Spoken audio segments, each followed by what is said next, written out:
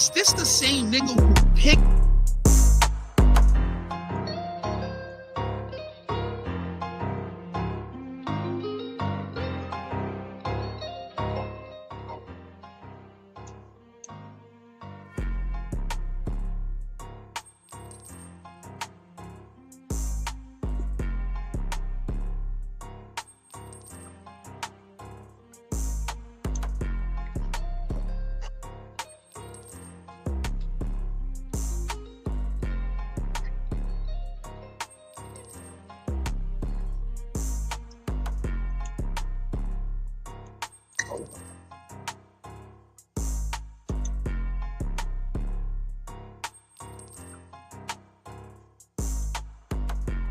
Yeah. Hey man, Shay man, it's your boy DAA man. Daylight TV. Back at y'all with another Vibes and Grind live show. Episode number 10 on the ass. Yeah, today is Tuesday, July 15th. Happy Taco Tuesday, happy Titty Tuesday. May your day be filled with titties and tacos.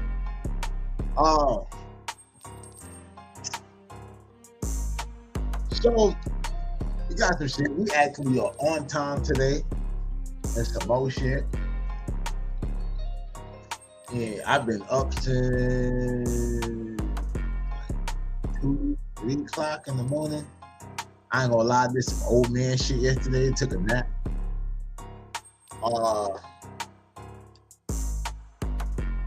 So yeah, if I seem a little lagged, y'all know why. You know what I'm saying? But got a interesting show today. First up, we're gonna get into this because I don't know how long we might be on this, but MAINO and Saint Laz. If y'all, like a lot of y'all might know who MAINO is. Y'all might know who Saint Laz is too. MAINO, the rapper, hustle hard, high hater, etc. You know. Saint Laz, rapper, MC, YouTuber. Got the Saint Laz show, the Gen Pop channel or whatever, all the jail stories and everything like that. Shout out to Laz. Nigga definitely got me through some pandemic night. And I ain't gonna lie, Saint Laz and Crown TV Courts, you know what I'm saying, got me through the pandemic. So apparently Saint Laz showed up, or Saint Laz or whatever was asked to collaborate and do a hook on the Talib Kweli record called So Brooklyn or Go Brooklyn. And I guess MAINO was on the record too. So they reach out. Now, you know, everything should be cool or whatever. MAINO has been mentioned on Laz's channel. You know, whenever they tell Rikers Island stories, especially anybody from that Lafayette Gardens or NA Rock side. So, you know, it's like MAINO know who the fuck Saint Laz is. You know what I mean? And apparently, MAINO took to social media and was clowning Laz on, I guess, his drip or whatever. You know what I mean? Whatever he wore, you know, to the video shoot.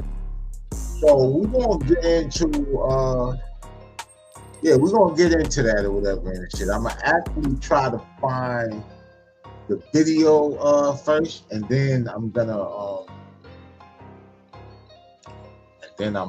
go to this or whatever shit. A second.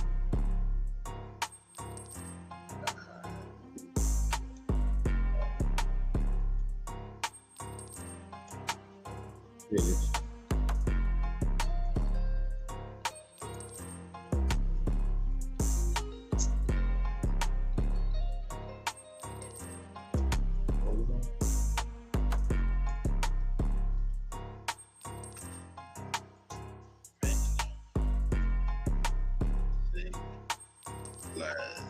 Should have had that shit up or whatever, like joint call.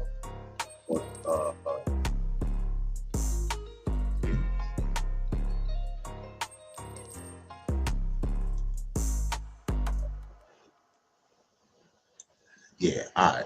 Hold up. Hold up.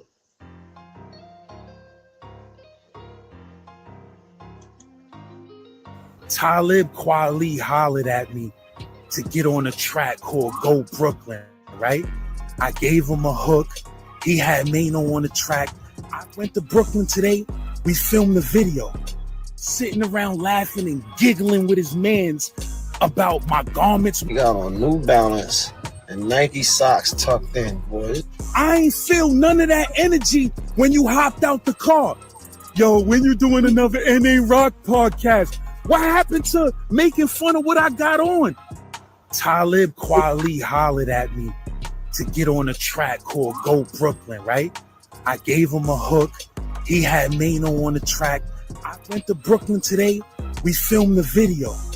Sitting around laughing and giggling with his mans about my garments. You got on New Balance and Nike socks tucked in, boy.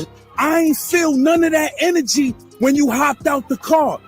Yo, when you doing another NA Rock podcast? What happened to making fun of what I got on? Talib Kweli. So, all right. I just had to let it play since it was short. You know what I mean? In case it went over some people's heads. So, MAINO, King of Brooklyn, Brooklyn Bully, whatever.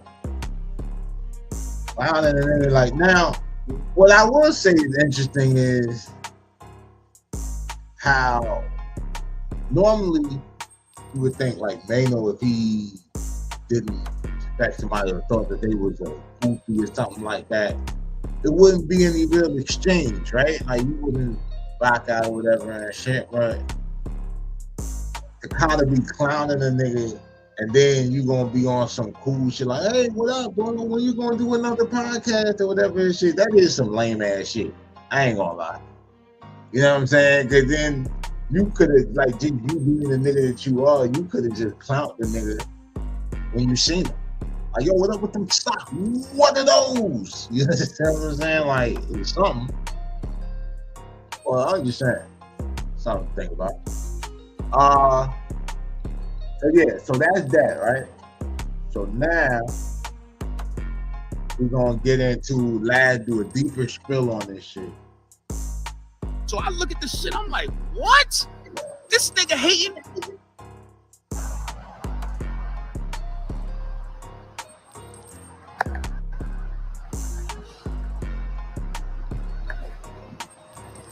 Wait for people to gather up. Gather around, children. Gather around, children. I got a story to tell. You heard? Gather around, people. I got a story for y'all. About this broke ass. Let me chill because I don't want my joint not monetized. So let me let a couple of minutes go into the live before I start talking reckless. And let me smill you off camera so YouTube don't hate.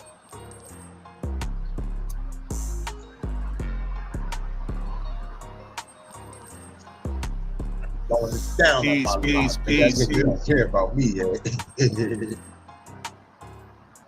If y'all ain't see it yet, make sure y'all go to Gem Pop TV and check that video, The Exorcism of MAINO, the brokest nigga in Brooklyn.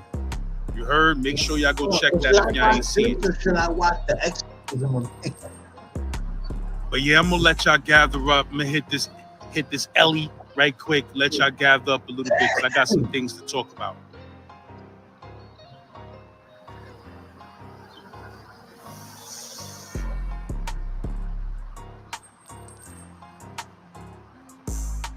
So check it, right? A few months back, you know, Talib Kweli, whose son watches the channel, shout out to the bro. You know, Talib Kweli's son hollered at me like, yo, bro, I'll be watching the channel and shit. My pop's putting together some new music, about to drop a new album. He got a Brooklyn anthem. I think you might be, you know, a good look for that.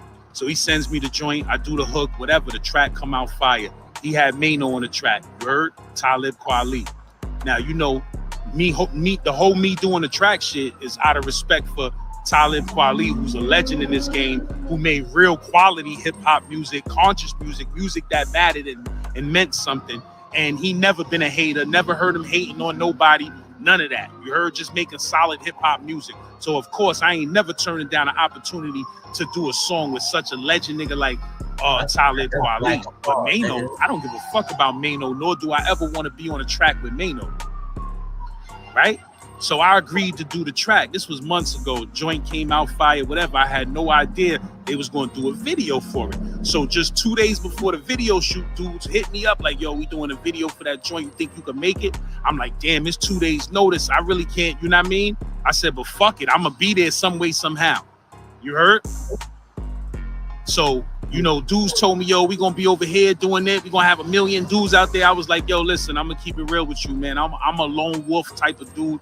And I'm not really with the crowd. And really, I was trying to avoid being around dudes that I really can't stand. You feel me? But I'm a professional.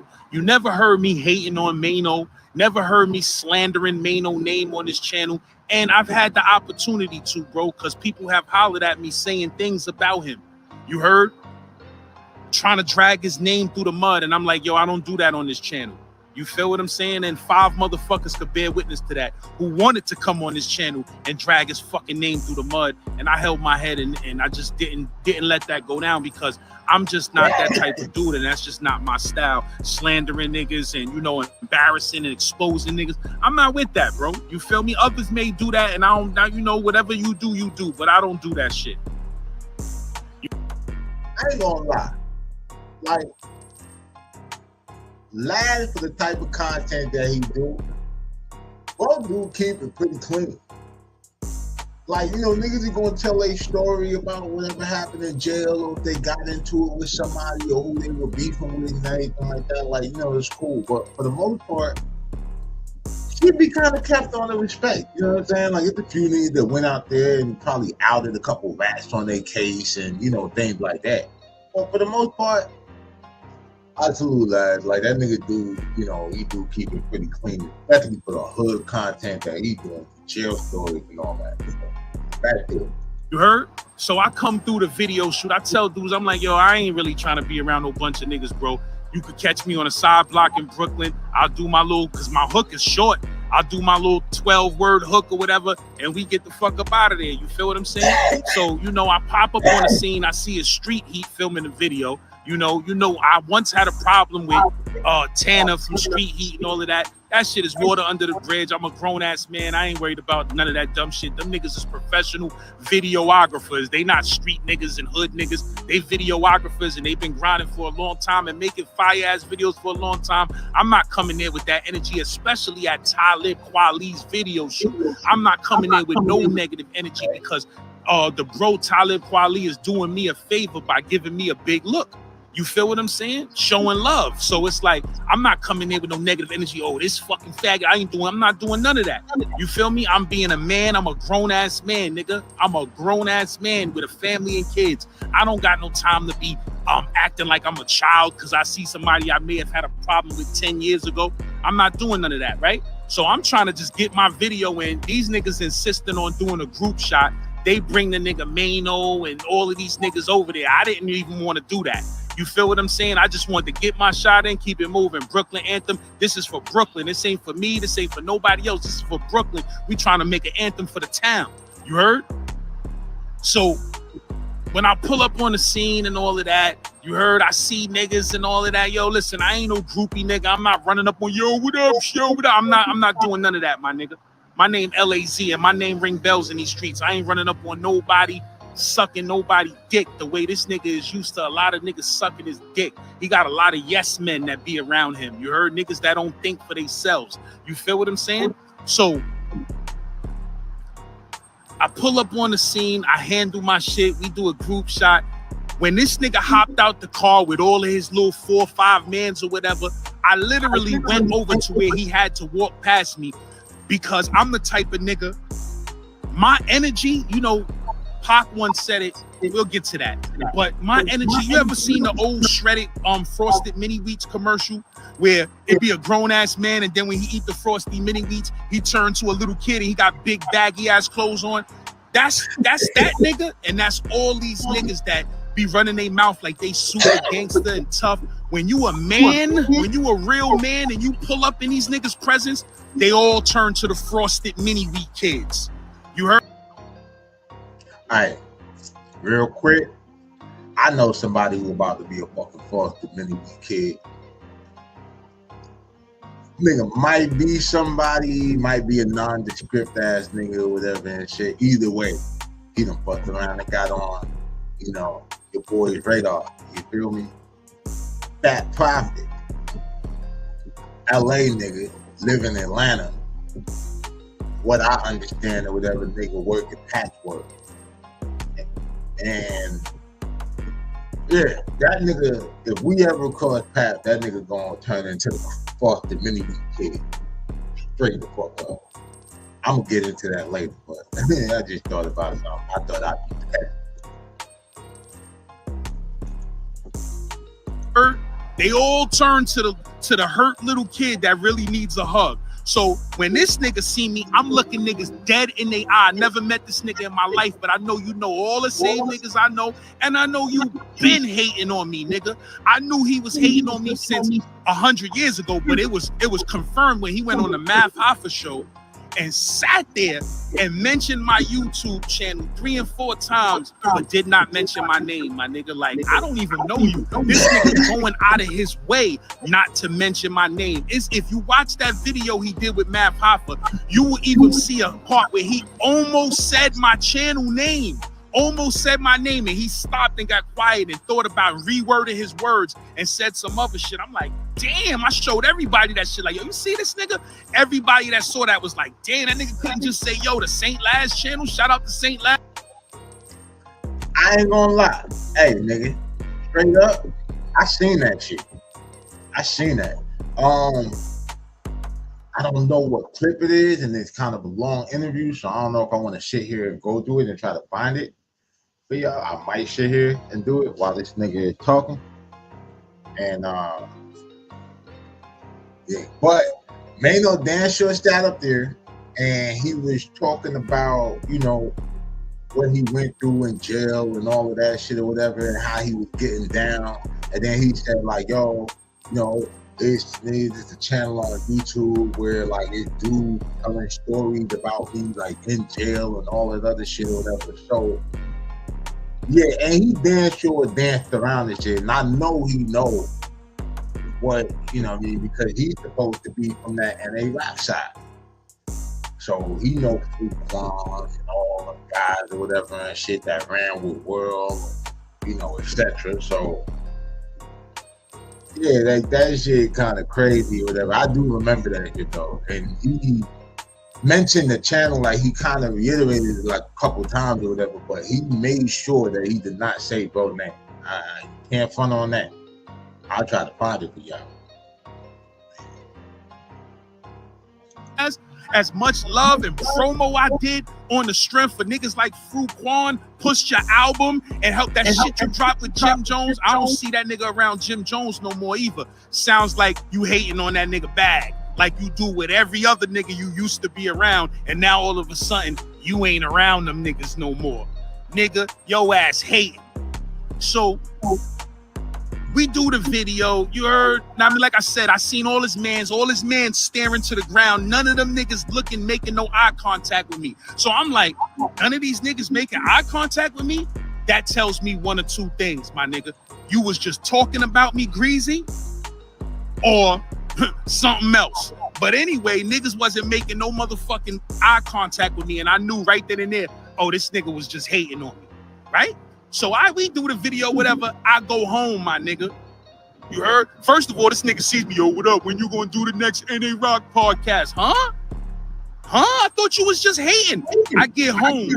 A nigga sends me a DM, yo, why this nigga MAINO hating on you in his stories? So I'm just like, huh? What you mean? I just finished doing a video with that nigga. What you talking about? He like, yo, look, nigga sends me his story. I look in his stories, MAINO stories. This nigga got a video of me from across the street filming out his car like a fucking police. Yo, look what this nigga got on. Nigga got New Balance sneakers on with Nike socks. Yo, look, this nigga look like a retired baseball player. Look, Yo, bro, I don't fucking know you for you to be playing with me, my nigga. I don't know what the fuck you thought, nigga, but you don't fucking know me to be playing with me. So I didn't see that until I got home. But what if I would have saw it when I was there? Of course I would have addressed that shit, which makes me think you wanted to smoke with me. For what reason? The world will never know, because I don't know this nigga, never was locked up with this nigga, never been nowhere with this nigga, never was on an island with this nigga, nothing. You heard? But you sitting around binge watching my fucking YouTube channel all day, nigga. Now you on the white man channel. Now you on Vlad TV telling jail stories. Since when the fuck you told jail stories, nigga? I birthed you, nigga. You mad. You mad you ain't come out with this idea before me, right? So the nigga sends me the shit. He like, yo, why this nigga hating on? Yo, I ain't gonna lie though. Nigga, Saint Laz, and I want to say the nigga that got the channel Blood on the Wire. Those are like the first dudes that I ever saw like really going crazy, like with the jail stories and all that. You know what I mean? And then you had a lot of people just trying to, you know, ride the wave and everything like that. Got a couple jail stories. I actually chopped it up with Laz about going on the platform and everything like that, and telling my, you know, telling some of my stories or whatever, with some of the stories I got. Damn sure I got a few. But yeah, you know, and now MAINO is a regular on Vlad. I don't know if it's I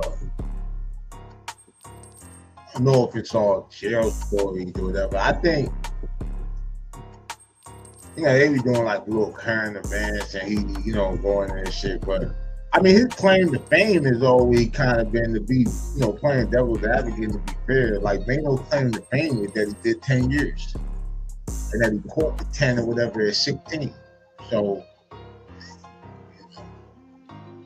yeah. So I look at this shit, I'm like, what? This nigga hating? I said, hold on, my nigga.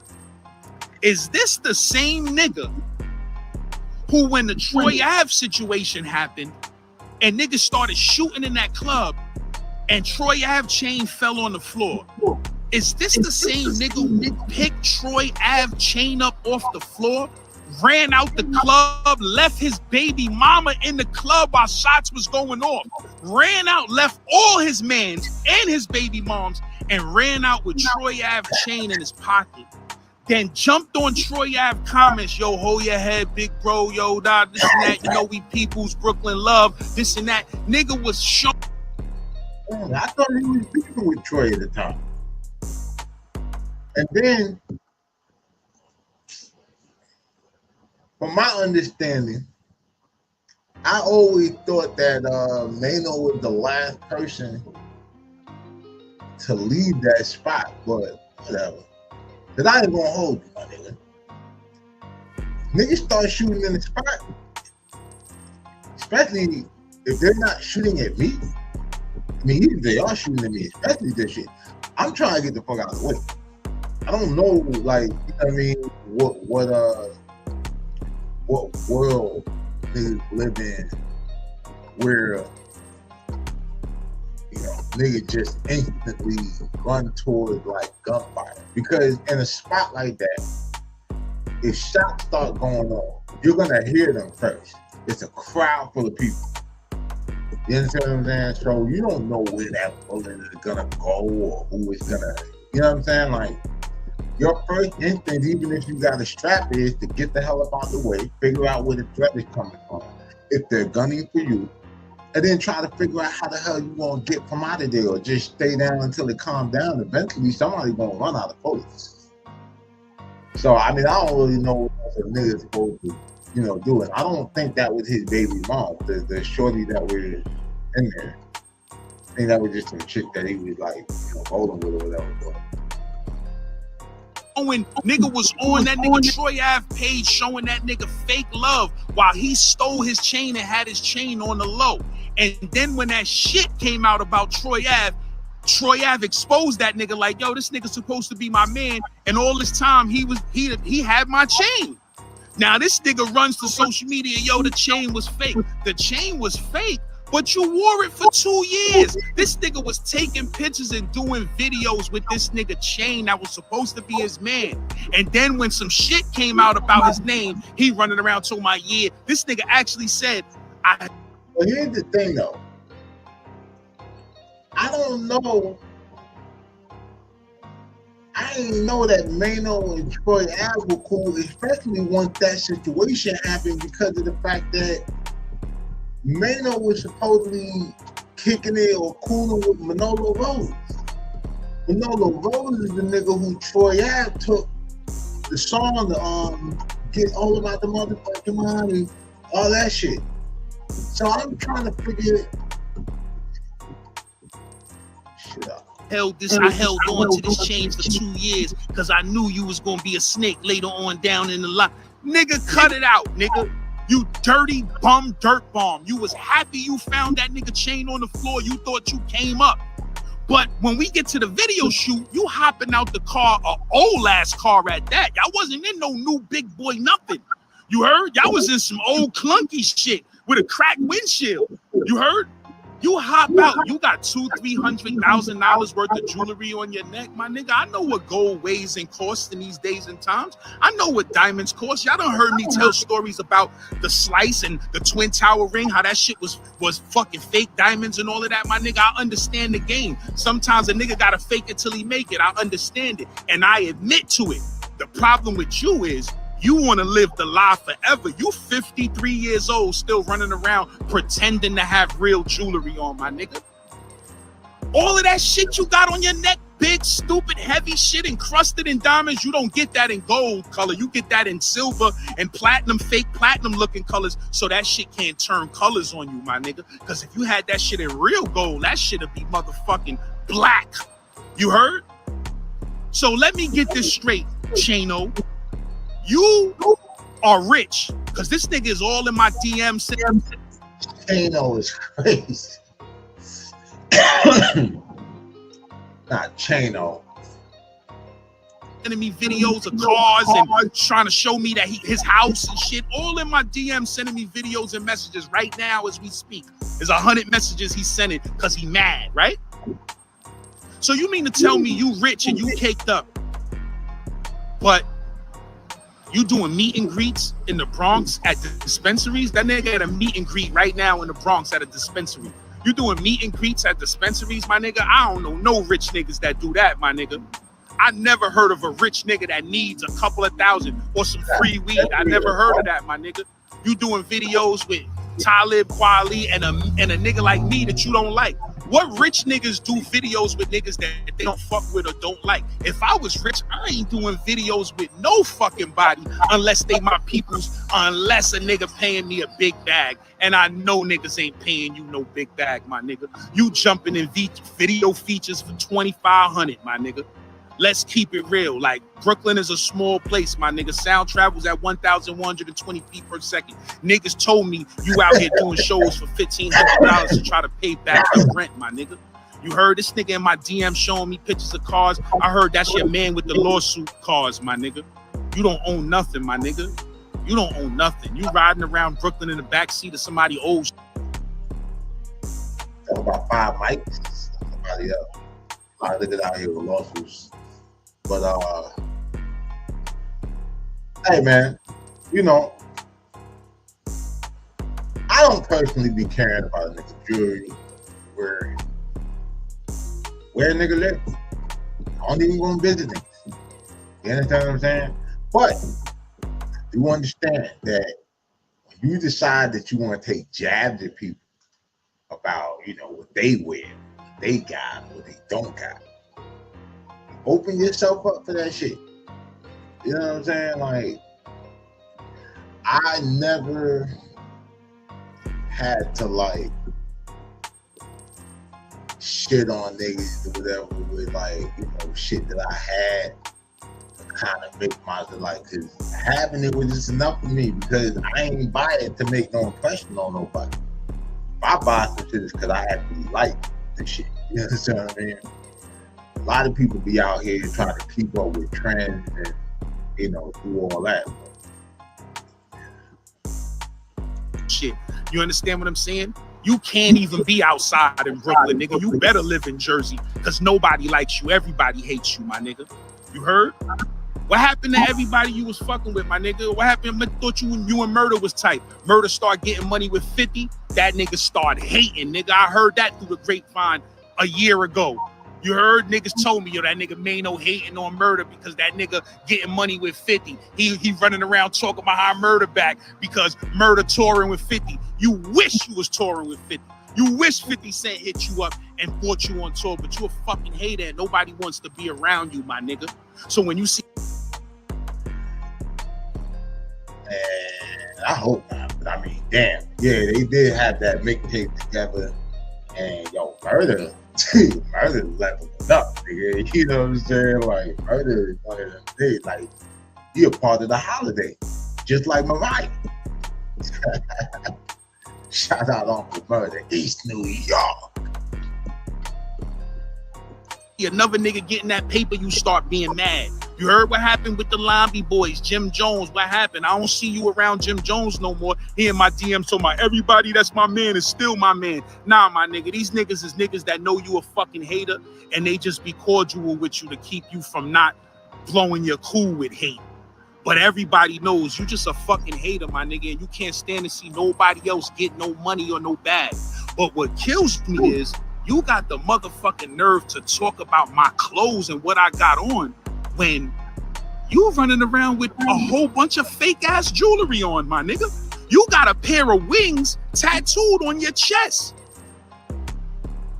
This is how you know that nigga around a bunch of yes men. Who the fuck let you sit down and tattoo wings on your chest?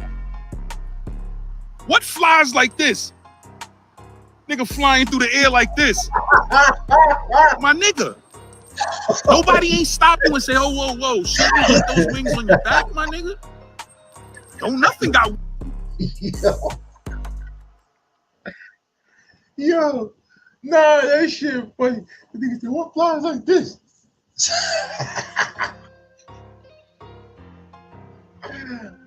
Holy shit. Wings on their chest. You a fucking clown, my nigga. And you been a fucking clown.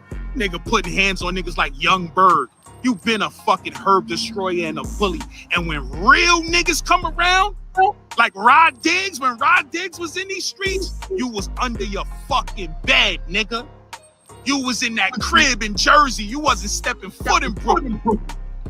When Boxing Bar was running around allegedly knocking shit down in Brooklyn, you was quiet, nigga.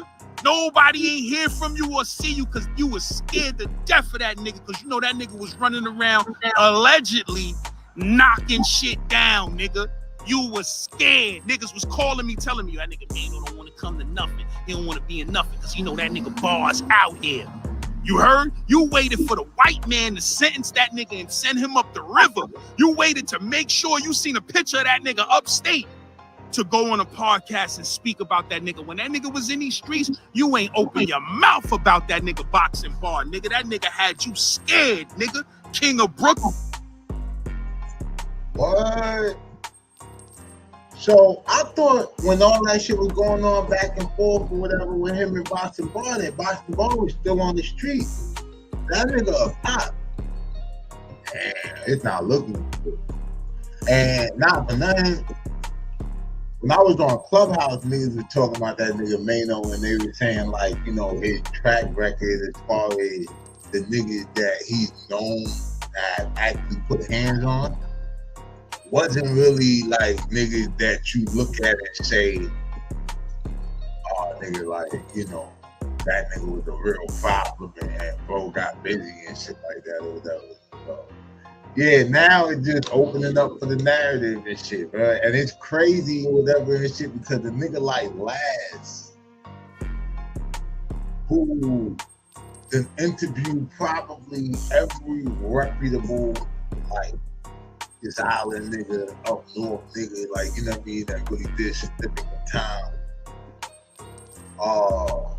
on his platform. And I'm pretty sure it's niggas, because it's niggas who said that they ran across MAINO. And he just said that it's dudes who hit him up that wanted to come on the platform to try to expose dudes. And, you know, he wasn't, you know, trying to get down like that. Niggas might get an open invitation. Brooklyn, that nigga had you scared, King of Brooklyn. Rod Diggs was out here, you was scared. You wasn't coming outside, you wasn't going to no events, you wasn't doing nothing. If that nigga pulled up, you bounced, nigga. MAINO and Rod Diggs had problems. See, that I ain't know, because when Rod Diggs came back home, I want to say that might have been 07, some shit. I was living in Cali, like, you know what I mean? So, yeah, that I left, like, you know, around the time I think he caught that case, I bounced. I forget. But, it was a lot of niggas shook, you know what I mean? Shaking in their Timbos and everything like that when Diggs was out here, you know what I mean? You know, forever Diggs, man. They slammed that nigga. You know, but yeah, Kawani, what up? Sound travels at 1,120 feet per second. I get all the information, nigga. I may have not lived in Brooklyn for a long time, but I'm in Brooklyn and I am Brooklyn, nigga. Ain't nothing you doing I don't know about, nigga. Nigga talking about my garments. Yo, the nigga got New Balance with Nike, son. Yo, I appreciate you, bro. Appreciate you. Thank you. Yo, you heard? And like I was saying, like you just seen, I don't get nothing but love in these streets from anybody. You see, I could go to any hood, chill. I'm in the Bronx right now, chilling. Know what I mean? Son, you can't do that. MAINO can't go nowhere outside by itself. You can't go outside. You ain't coming to my hood by yourself. You making 11 phone calls before you pull up in Brownsville. Yo, son, I'm coming out there. You gonna be out there? You got the niggas with the little niggas with the heat? You ain't going out there. Come to Brownsville with all that shit on your neck. You heard? Come to Brownsville with all that shit with just 2-3 niggas. You heard? Niggas will book your stupid ass. A 14-year-old will book your stupid ass. You heard? Ain't nobody fucking intimidated by this corny ass nigga talking about the king of Brooklyn. The fuck out of here. You running around with a bunch of Daisy shit on your neck. You 53 years old, my nigga. You 53 cash. You 53 cash. You sitting around talking about a nigga, son, the whole New York. Like, I don't got to explain shit, bro. I'm in these streets all day, every day, my nigga. When you really out in the streets, you know what niggas is watching. Nigga, you only know what's going on Nostrand and Gates. You don't go to nowhere else, nigga. You don't be nowhere else hanging out, my nigga. Niggas hate you in the rest of these boroughs, my nigga.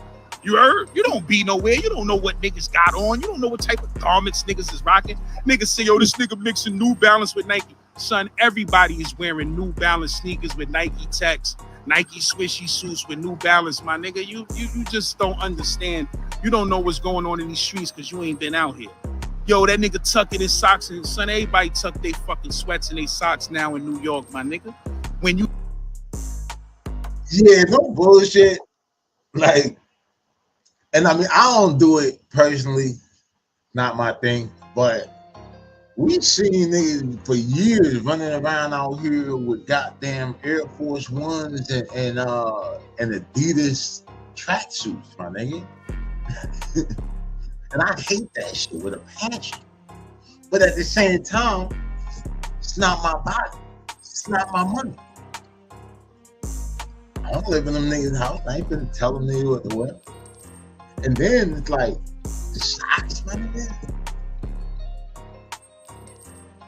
I ain't gonna lie. It's just, like, I get it. Like, yo, we joke about what niggas wear and all that shit or whatever, but come on, man.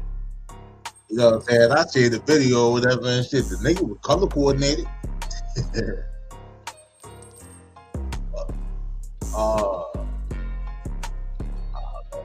Nigga, if you want to pick who they want to pick with, right?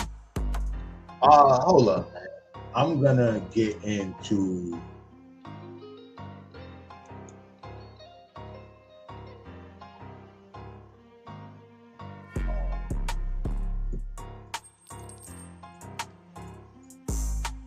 I want to see what this exorcism of MAINO is looking like.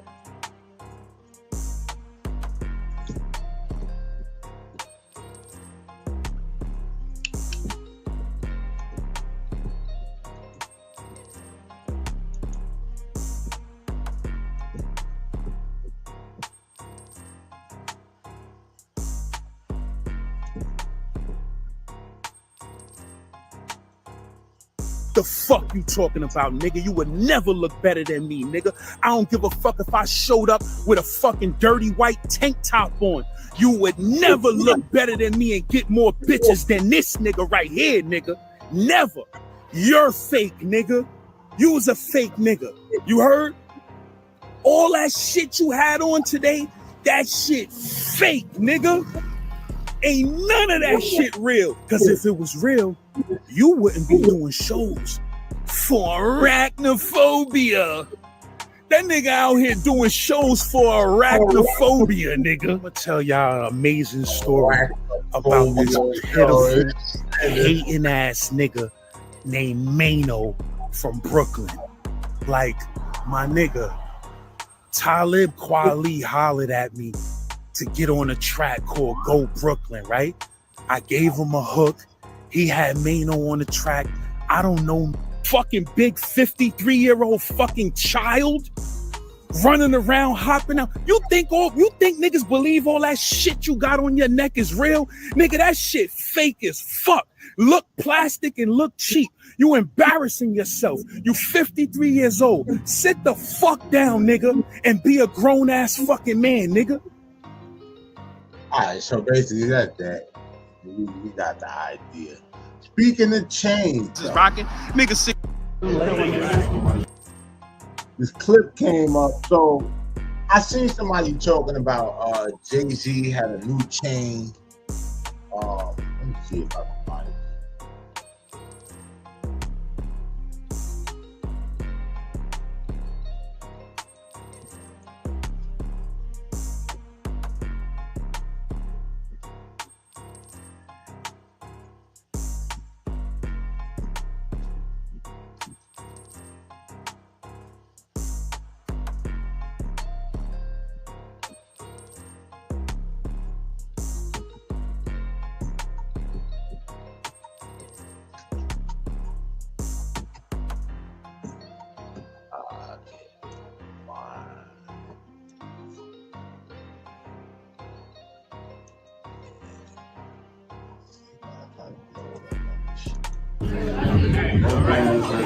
Jay-Z in Atlanta.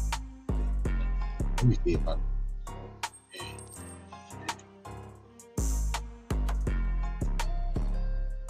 Oh, wow. Oh.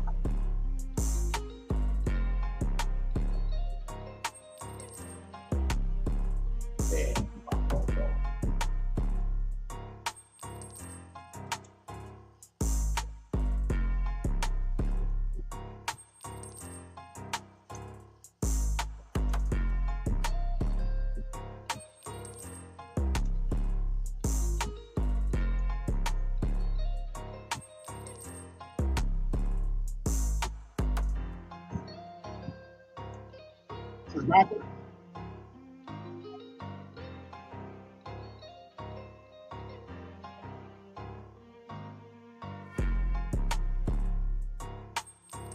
All right, I got it back.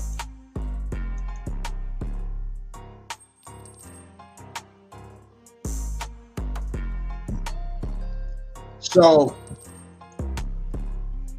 the conspiracy theorists online have been at it again, trying to find a way to. I just don't think I could. Shit.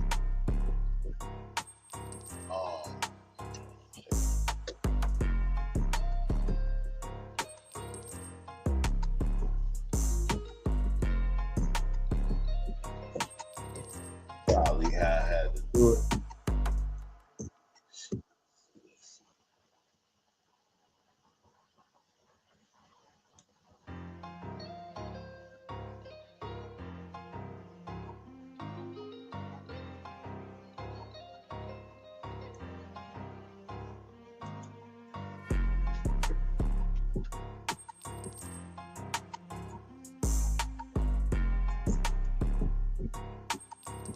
Hold up, yeah.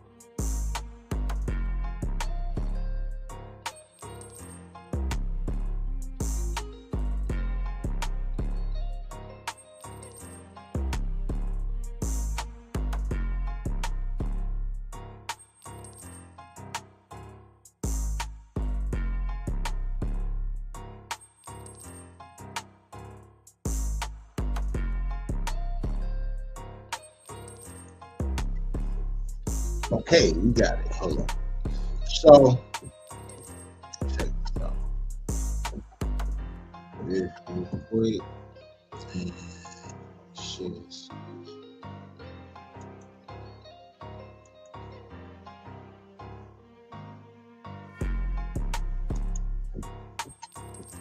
So, Jay-Z's new pendant had started to circulate online, and the whole pyramid and all that stuff or whatever had the conspiracy theorists speculating what it stood for, and you know, all of this stuff, secret society and Illuminati. Because of course, nobody could just become successful because they work hard and they're good at what they do, right? Especially black. So gotta be some shit, right? So everybody's saying what the thing means and the symbolism and all of that. And it actually started from a video I just had up. I'll bring it back up now.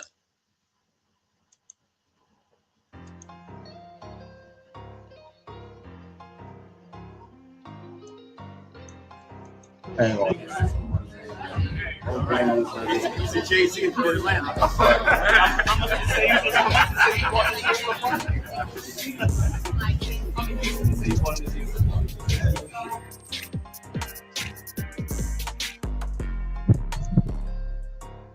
So look, here's the situation or whatever with the chain. So Jay-Z has a company. Hold on, I'm gonna put the chain back up.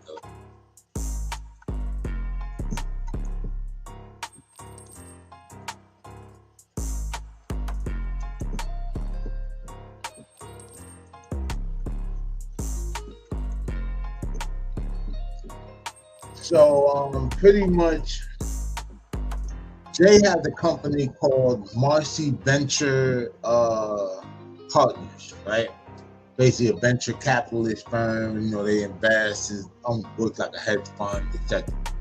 So recently they merged with Pendulum, right? So now it's the Marcy Penn Capital Group or something like that.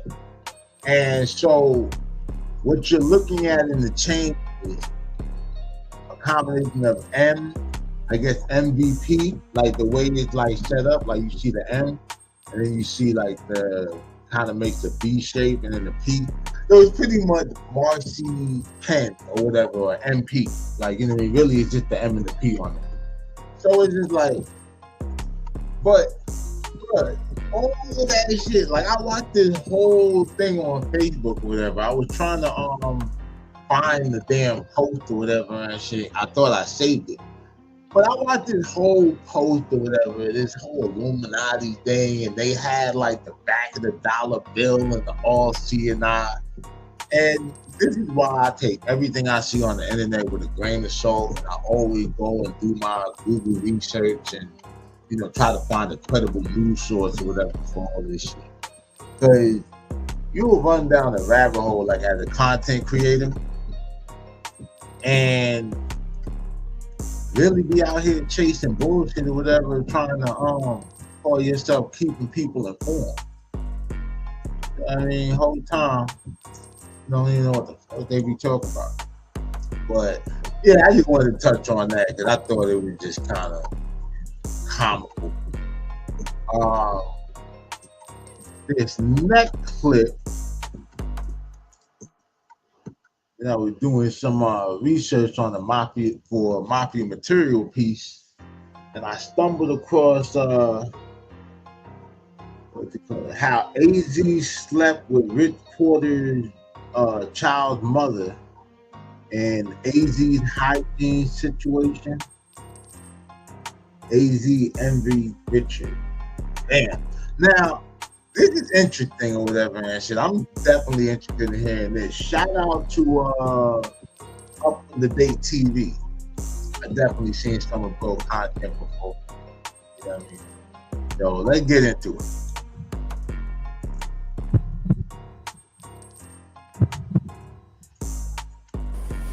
All right, peace.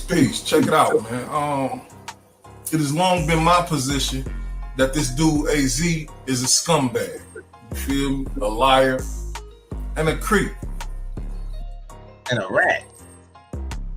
Double rat.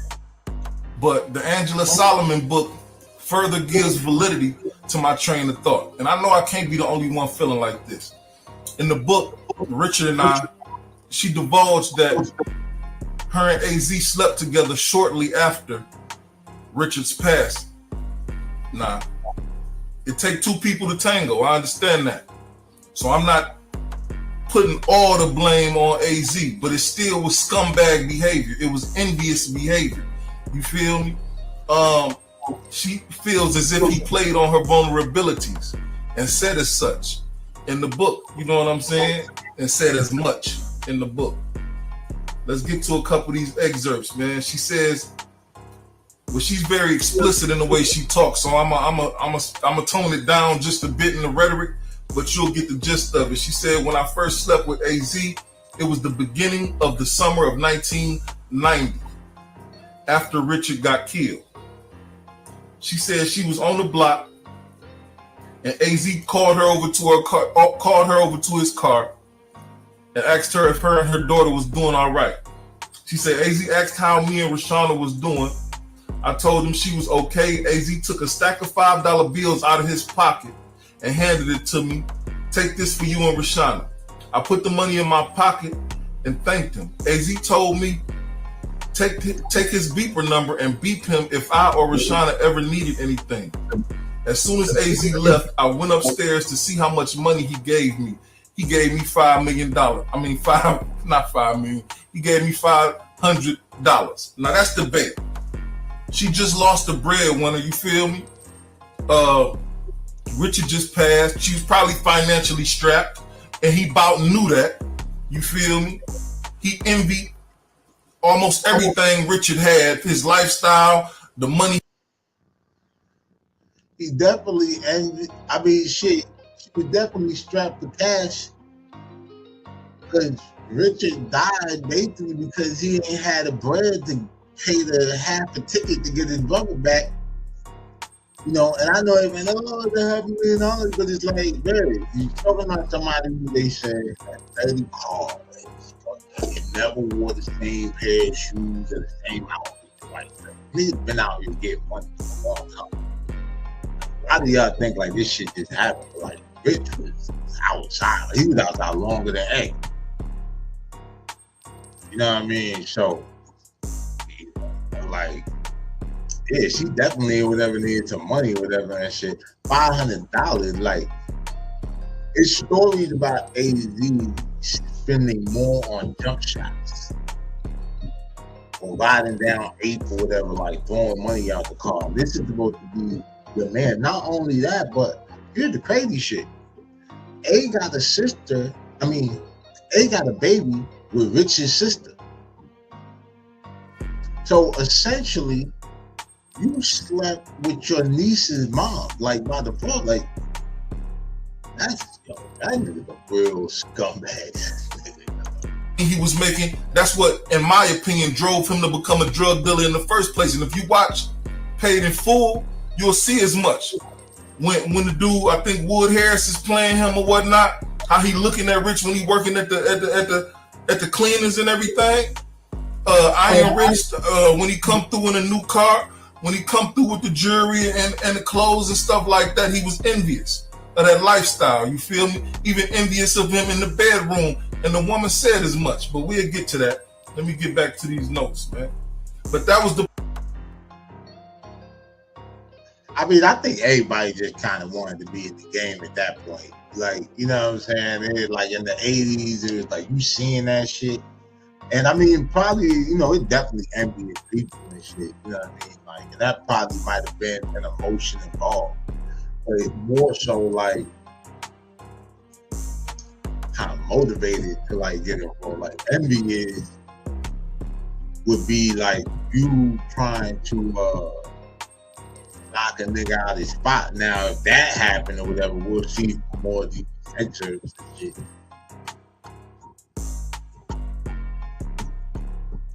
The play, that was to set it up right there. Take this little bread. You feel me? Gave her $505 bills. I guess he was giving her all the small change he had on. She said a few weeks went by and I decided to beat AZie and ask him for money to buy Rashana a battery-operated Barbie car. I beeped AZie and he called me back. AZie asked me how much it cost. I told him it was $250. He brought the money to me. She said the first time she slept with AZie was at the music studio. He asked her to go to the music studio with him on 142nd Street between Lenox and 5th Avenue, right by the Armory. She said he wanted her to. That's crazy. That was when he was doing the mob style shit or whatever after Richard passed. Check out some new songs. So he trying to impress her, taking her to the studio. He got a label. You know what I'm saying? He wanted to listen to some songs. She said it was a cool, what she say? The music studio was downtown Brooklyn. A few of his friends were at the studio with us. I can't remember who all was there. I believe it was Diggaroo and Lil Bop. They were AZ's friends. I believe they also rapped on his Mob Style album. AZ's record label was called Mob Style. The studio was nice. The studio was a nice little hangout spot with chairs and a couch. It was real cozy with dim lights. We listened to some rap songs AZie and his friends recorded. Now, she said AZie and I talked about Richard for a little while. At the time, it was not confirmed that Alpo had killed Rich. So, nigga, I mean, he's playing on her vulnerabilities, just like she said. She just lost Rich. He played on the vulnerabilities with her daughter. You know, if you or your daughter need anything, he'll take this for you and the baby. Now he playing on her vulnerability with Richard, speaking to her about that situation and how it hurt and how it felt and whatnot. She said, we talked about the time he got robbed too. The time 6 people got shot up, 3 died, 3 survived. AZie told me the whole story. AZie said he was coming from playing basketball. He was with the 13-year-old little girl. Nah, bang, stop right there, because AZie said the girl was already there. If you remember AZie telling this story and how it felt and whatnot, she said we talked about the time he got robbed too. The time 6 people got shot up, 3 died, 3 survived. AZie told me the whole story. AZie said he was coming from playing basketball. He was with the 13-year-old little girl. Nah, bang, stop right there, because AZie said the girl was already there. If you remember AZie telling this story, he said the little girl was at his apartment. She had caught a cab to his apartment and basically met him at the door, met him over there or something like that. And I remember this because I questioned how she knew where his stash spot was. If he wasn't having a sexual relationship with this minor, this child, this 13-year-old, it said 12-year-old.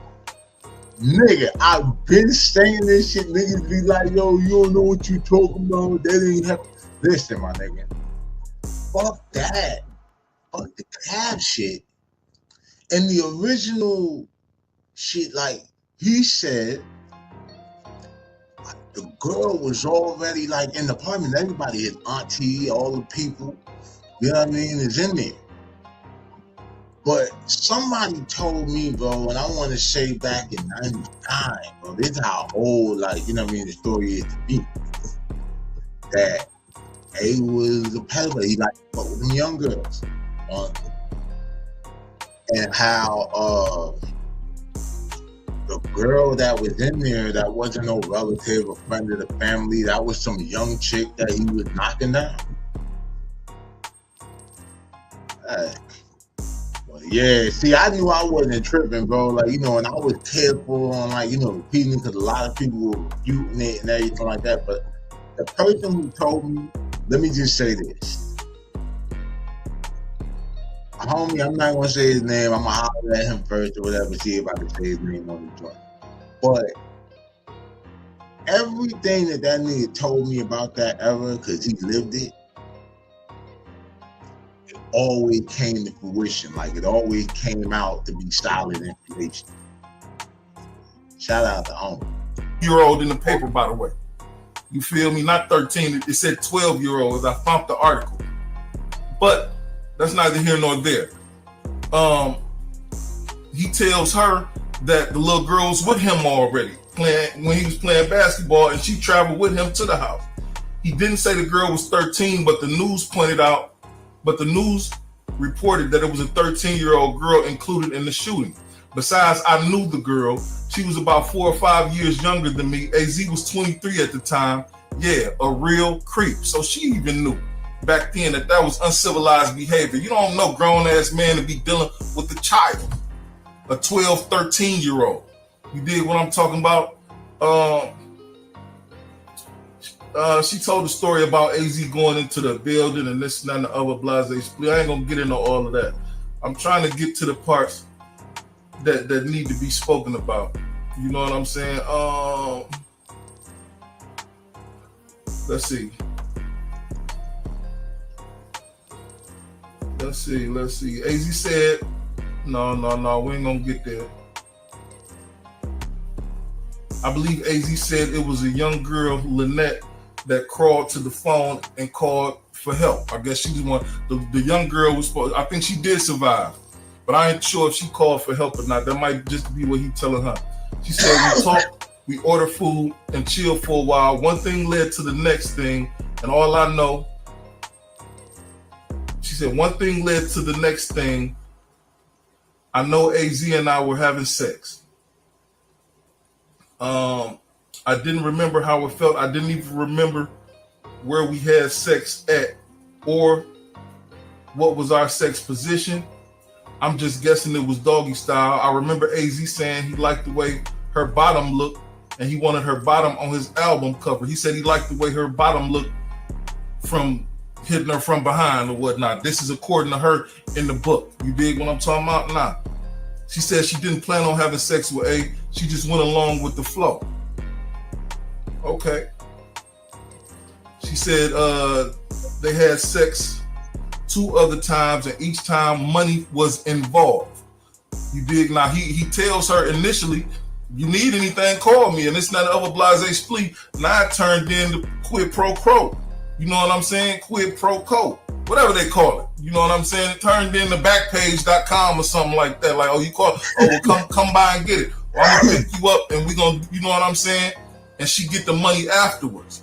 You dig? He was treating her, playing her like a prostitute. You dig what I'm talking about? She said, I needed a few dollars, so I beat AZ. When I called AZ, when AZ called me back, I told him I needed a few dollars. He said, oh, okay. Told me to meet him on 142nd Street, where we met before, right between Lenox and 5th Ave. I met AZ and we went to a hotel in Jersey. Now that lets you know in his mind, he feel like he was wrong. He ain't dealing with her in New York even. You feel me? He took her to Jersey. You dig? Now I'm pretty sure it's some impressive place. So while you sitting here, hold up. So you need to tell me, the whole time you sitting here talking about how Ho did this, niggas wasn't loyal to Rich, and when you passed, all that shit. And you sitting here basically turning his baby mama into a sex worker. Taking advantage of the fact that she's struggling after, you know, her baby father, which is your child's nephew, your child's uncle, your ass child wrote the situation. And that's real, that nigga ain't shit. Like, he ain't shit anyway. But now it's just like, yo, you the for real boo. This is in New York that he could have took her, but to avoid being spotted, in my mind, he took her to Jersey. I don't remember where the hotel was at in New Jersey or the name of the hotel. I just remember relaxing in a jacuzzi, waiting for AZ to come back from wherever he went. AZ dropped me off and said he had to make a run. When he came back, we ordered food, had sex, and went to sleep. The next morning, AZ gave me $1,000 and dropped me off in Harlem. See what I'm saying? She beat him for a few bucks that day. She had to wait till the next morning in order for them to complete the act, in order for him to get what he wanted out of the situation. You dig what I'm saying? In order to get the bread that he told her initially to call for. So that's how you know he was setting up a play, man. The last time AZ and her had sex, they were at an apartment in Parkchester. She said, I had beat AZ I had a beeper and AZ beat me. I didn't know it was AZ. I called the number back and AZ answered the phone. He said, come to Parkchester. I got something for you. I'm going to send a cab to get you. AZ sent the cab to get me from 140th Street. And I went to Parkchester. Parkchester is a section of the Bronx. Oh. AZ had an apartment inside the Parkchester condominium complex. When I got to Parkchester, AZ met me downstairs. The cab driver knew exactly where to go because he took me straight to where AZ was at. The apartment was not furnished at all. I don't believe it was not furnished at all. I even believe there was a mattress on the floor, and I believe that's where we had sex at. Only this time there was no jacuzzi involved. And I dig this. She said, clearly AZ called me up to Parkchester just to have sex. And that was okay with me because I never wanted a relationship with AZ. AZ was Richard's sister's child's father, and he was supposed to be Richard's friend. I didn't want to get it out. I didn't want it to get out that she was having sex with AZ. I was looking out for him like he was looking out for me until he got too comfortable with his hygiene situation. Nah, she said, like I said, there was no jacuzzi. I guess before I got there, AZ didn't shower or take a bath because he was musty all over. She said afterwards he gave me a few $100, $500, all in single bills to be exact. AZ called me a cab to go home. I went downstairs by myself and got in the cab, and I never slept with AZ again. Big funky ass nigga. She said he's funky. She's musky all over the place, just comfortable with the hygiene and must. You know what I'm saying? She said when Richard died, AZ was one of the only guys who asked me if Rashana and I were okay. He asked me if I needed anything and gave me money. Oh my God, he was so nice. He really cared about Rich, I thought. I thought AZ was looking out for me because he was Richard's friend, but no, AZ was looking out for himself. He knew I was in need emotionally and financially. He took advantage of my vulnerability. I was 21, naive, and easy to deceive. Nah. He knew that, and that's why he liked to deal with young girls. I've done a interview with one of his children's mothers, and she said as much. She said that's why he dealt with young girls, because he could manipulate them. They were easy to deceive and this and that, and control. You did. Hey man, I'ma just say this. That nigga, a dirty nigga, in more ways than one. And all the shit that I've been hearing, that people who are around in that, time and all that shit, even the Queens guy that was going out to Harlem and had stories or whatever, when I was running with them and this.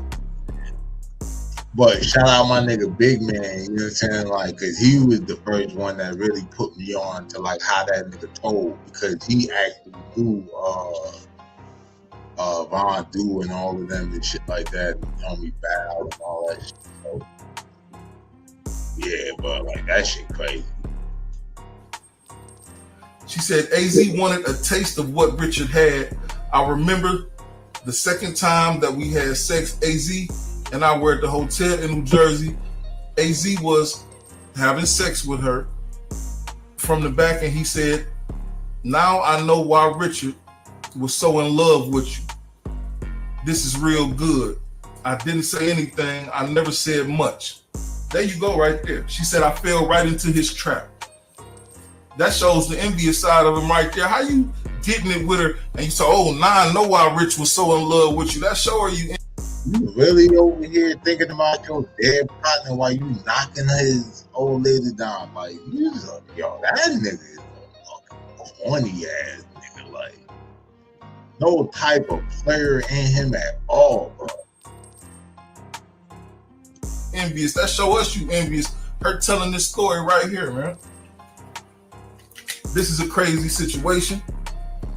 I don't know. Let me know how you feel about it. But for somebody that be saying all of that, Alpo shouldn't have did this and he shouldn't have did that. You don't kill somebody you love. Why you didn't ask him this and why you didn't do that? Why you exhibit that scumbag behavior, man?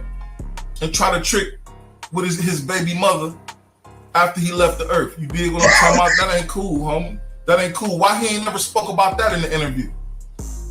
Why that ain't never come up? I wonder. It's probably because he don't want people. Niggas only tell a part of the story that make them look good. Lame ass. To look at him the way he's trying to make them look at Pope. You know what I'm saying? Straight up. I don't care what you say about it. That ain't no homeboy behavior. That ain't cool. You don't go, nigga, if you doing something out of your heart, you don't go doing it with looking to get something, looking to gain something from it.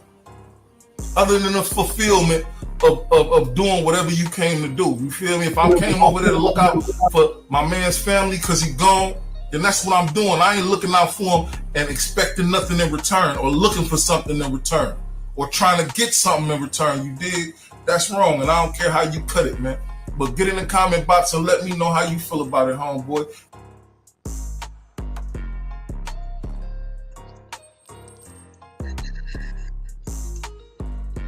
Yeah, man. AZIE a snake ass nigga, man. Dirty ass nigga. Musky, funky nigga. Rat ass nigga. You know what I'm saying? Nothing much else to be said about that. Y'all let me know what y'all think in the comment. But she liable too now. She ain't all the way off the hook. You know, all that I'm vulnerable shit and everything. Like, all right, whatever.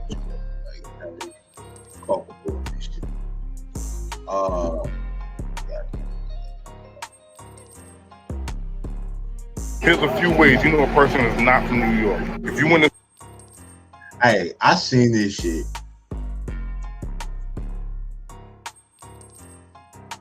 I just thought it was kind of funny shit like that.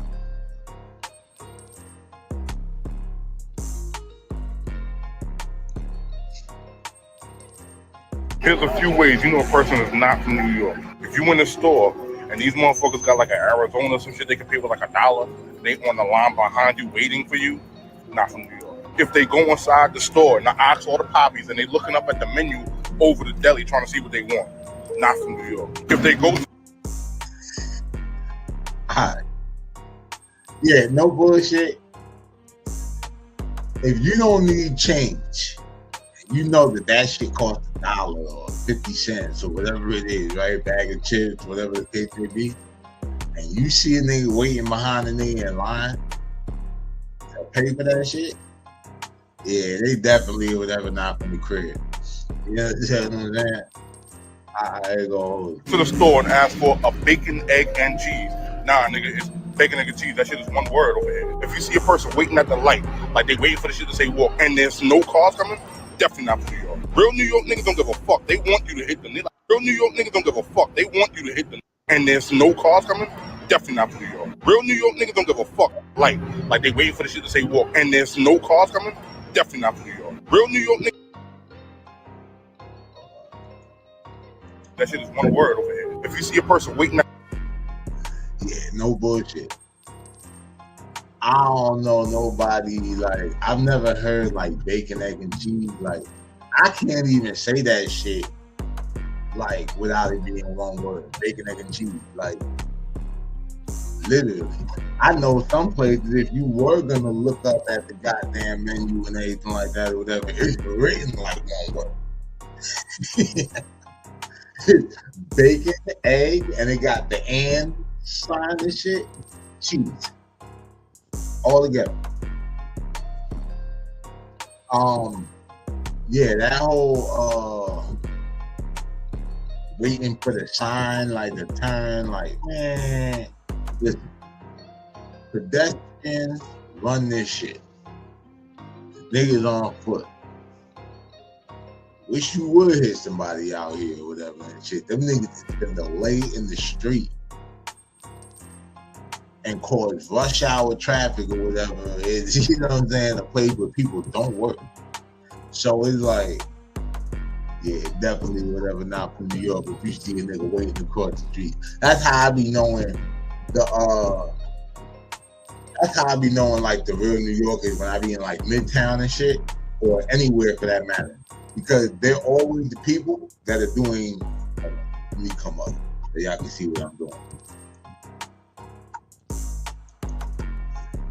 When I be seeing people who are not from New York, like in Midtown Manhattan, and they're like, or anywhere for that matter and shit, and they're doing this, I know they're not from the crib. Like, you know what I'm saying? I know they're not from the city, bro. Because one time I took some niggas up to Washington Heights to get a little something, and I told them niggas, I said, hey, bro, when we get on the block or whatever you do, don't look up or whatever. And these niggas has the praise, just like, what, just like, they got people on the roof with guns and shit? I'm like, hell no. I said, just once you start looking up at the building like you never been here before, they're gonna treat you like a tourist. The price gonna go up on your ass. One of them silly niggas or whatever looked up, and surely enough, you know what I'm saying? Nigga hit him with that. So, yeah, man, New York shit. At the light, like they wait for the shit to say walk, and there's no cars coming. Definitely not from New York. Real New York niggas don't give a fuck. They want you to hit them. They like, hit me, I'm a suit. You see what I'm saying? If a person in the train station and they asking the booth person for help, yeah, you definitely know them niggas is not from New York, because everybody knows the booth motherfuckers are literally just part of the furniture. They don't do shit. Yo, not only do they not do shit, these niggas don't know shit. They do not know their way around the city, bro. You know what I'm saying? Like, some of them niggas back in the day, because I don't even think they have the paper map anymore or whatever and shit, but they used to just give your ass the map, like, yo, figure that shit out. Oh, man. Like, at least back in the day, I think more like born and bred New Yorkers or whatever and shit actually worked for MTA. So, you know, they grew up riding the train and all that, so they actually knew their way around. It was probably a little more helpful. But then, even then, bro, like, you ain't ask nobody and shit, like, because New York niggas or whatever don't really ask for directions and shit. We'll figure that shit out. We'll rather get lost and learn our way around whatever new area we're in than sit here and, like, ask somebody for direction. We'll be thinking somebody trying to follow us or some shit. You know, we don't trust shit. If they're afraid of the dope heads, they definitely not from New York. Everybody know they ain't gonna bother you if you don't bother them. If you acknowledge, yeah, like the dope fiends, they just gonna ask for some money, and then if you don't give them no money and shit, the way they look at it is about 12 million people in the city. They got more people to ask.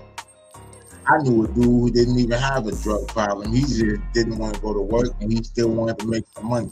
And then he used to sit in Grand Central and panhandle and shit like that or whatever.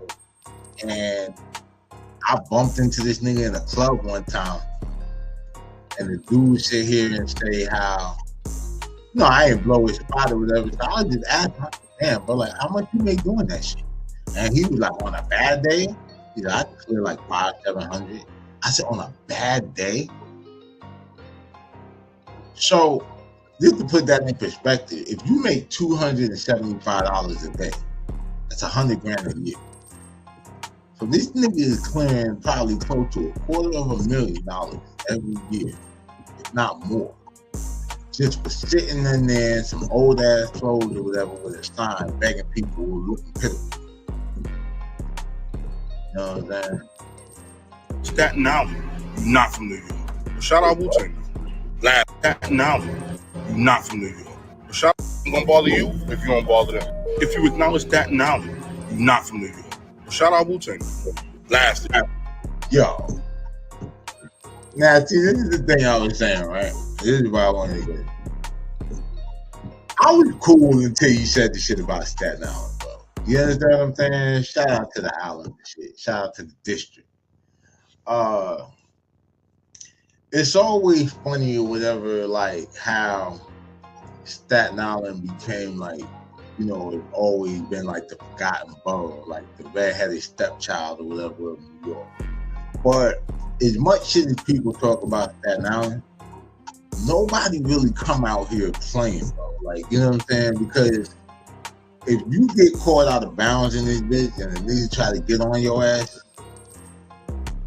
there's no way to get off this bitch besides the bridge, going to Brooklyn, or going to Jersey, or trying to make it across that water. You know what I'm saying? Like, it is, yeah, man. You know, shout out Stat, man. West Brighton, the Harbor, New Brighton, Stapleton, Park Hill, you know what I mean? 10305, you know what I mean? Shit, all the way. Y'all know what the fuck going on. You know what I mean? But yeah, shout out to the Woo though. Actually working on some shit or whatever. I don't know if I'm gonna put it on the Get Rich or Die Mobbing project or do a whole like Staten Island type project and shit. But yeah, man, don't be hating on the ball, nigga. You know what it is.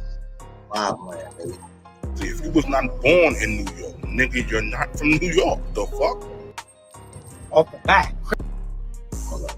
Oh yeah, we gonna get to this nigga. But hey, I do want to say that though, right? Nigga.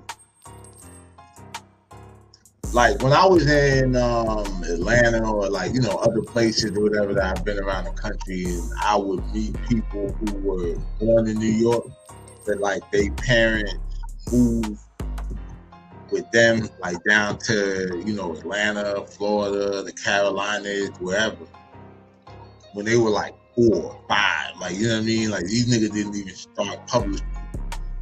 And they be out there like jacking this big New York shit and everything like that. Telling you, oh, the cold don't bother. Like it'll get a little chilly down there, and niggas be like, the cold don't bother me, whatever. Like, you know, I'm from up north. No, you're not. Your birth certificate is.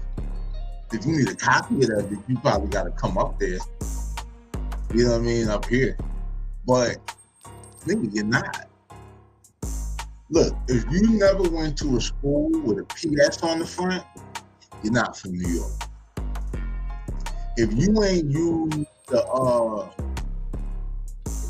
little school Metro cards or whatever and shit with the green writing on it or whatever, you're not from New York. You know what I mean? If you didn't grow up or whatever eating 4 chicken wings and fried rice or whatever, and you know, pizza, whatever, and bacon, egg, and cheese, you're not from New York. If you've never been to a summer league basketball tournament, you're not from New York. You understand what I mean? Like, if you've never been to the Puerto Rican Day Parade, you're not from New York. If your ass ain't been to the West Indian Day Parade, you're definitely not from New York. You know what I mean? So, yeah, man, like, you know, shout out to the crib. Nigga 4 Extra is back for more. We're gonna get into what this nigga talking about.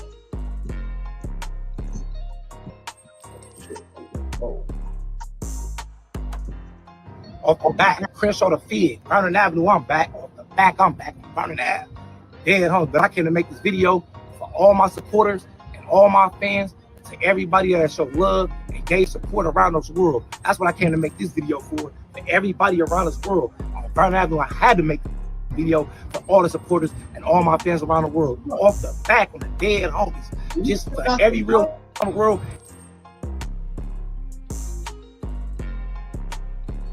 Can't really see that hand. It looked like they chopped the fingers in half. Like he's gonna have little love. Like, yeah, it do look like that. Maybe because before it looked like it blew his shit down to the wrist. But it looked like he got damn, I'm looking at his face to see it. And every real female around the world, and to all the little kids that show support around the world on Vernon Avenue. Off the back, I gotta show y'all support and give my respect to y'all on the dead homies. I love y'all. That's off the back, off my back, off the back. Nigga, off the back, I ain't gonna stop saying it. In my heart, on the dead homies. Vernon Avenue Crip, dead homies. Thank you for all your support, for all your love, for being here from around this world, everybody from around this world, every real female for being there for me, supporting, showing up. Hey, I realized or whatever, man. Shit. LA nigga got on dead homies. Chicago nigga got on 4 of them grade. And New York nigga got on my mother. Yeah, mother. M-U-V-A. Like, you know what I'm saying? If you don't say mother, M-U-V-A or whatever and shit, you're not. Showing your love to everybody in the industry, nigga, that showed your love, that showed your support. Shout out to Kevin Gates that had pulled up a real Vernon Avenue on the dead homies. You forever locked in on Vernon Avenue, on hood, to every real. Well, somebody's gonna be mentioned or whatever and shit. That's gonna get mentioned in that Kevin Gates song. She called the song "Full Lifers." I already got a song called "Full Lifers" or whatever. This world done shot me out from the end of the street to the ghetto, to the blocks, to the streets, to the schools, the hood. I love you on Vernon Avenue, the back on the dead homies. That's real female shit on the dead homies on the hood. And I always say, "Live it like you love it." I had to love that one on Vernon Avenue on the dead homies. I had to make this video to every real female and every kid, to everybody that showed the support around the world. On Vernon Avenue, I had to make it on the dead homies. And I'm healing up quick. I'm healing up quicker than you think. So on Vernon Avenue, dead homies, you better be ready, bitch. Because this the only thing it did was open doors and make me a more animal.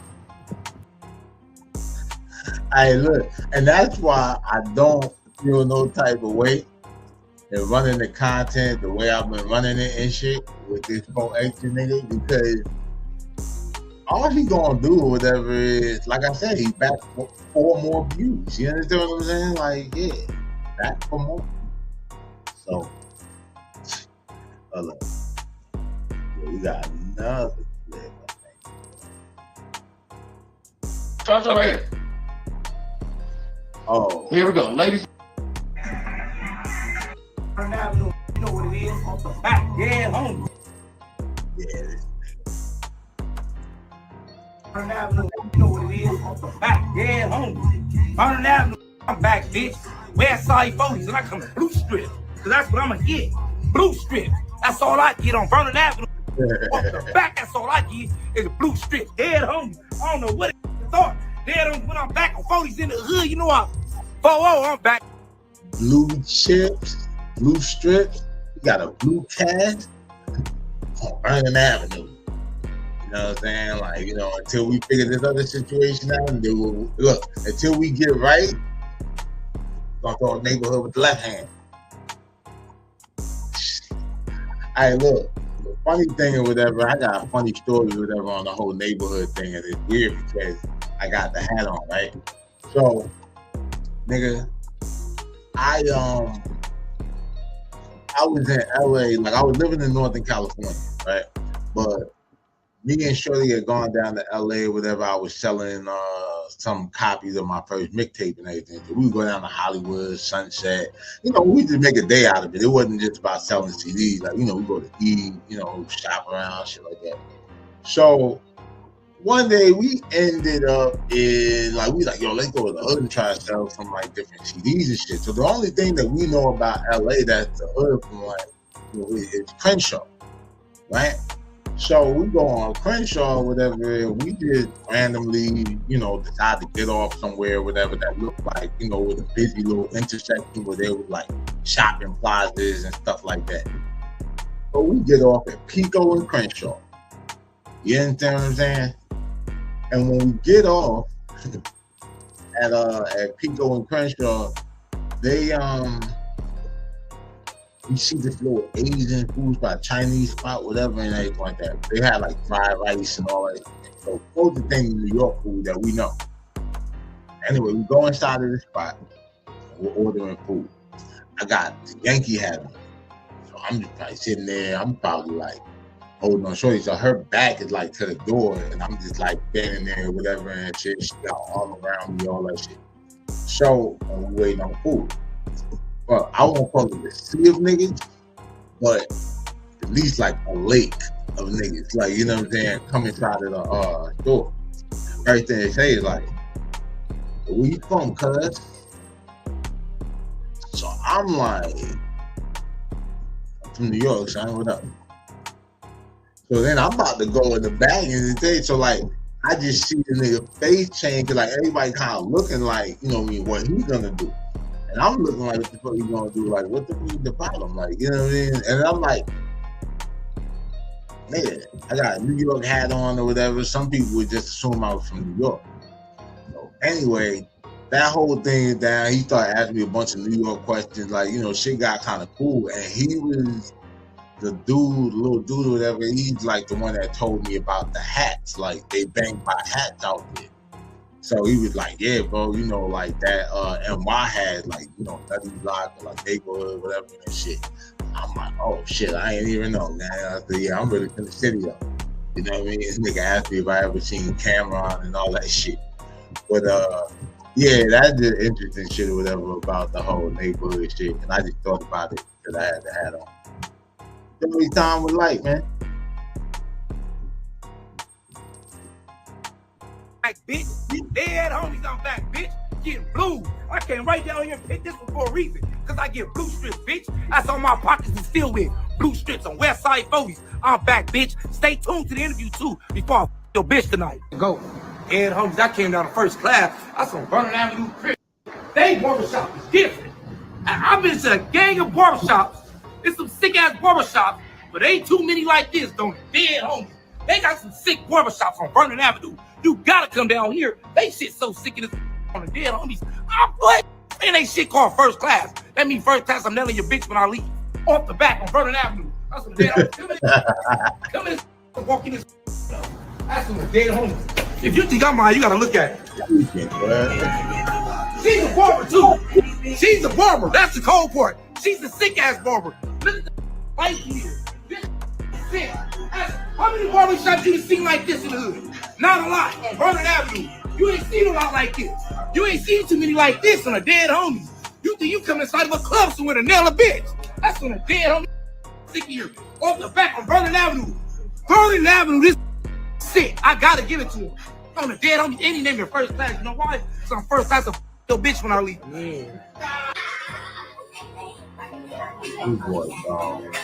Well, that's an older clip or whatever and shit, but he getting better. He getting better. So, you know, continue to get well soon, nigga. Let's see how much time we got.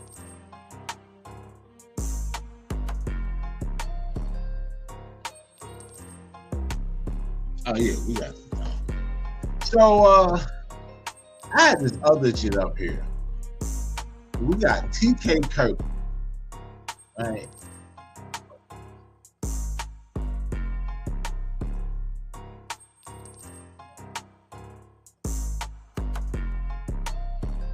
Oh, yeah. So, okay.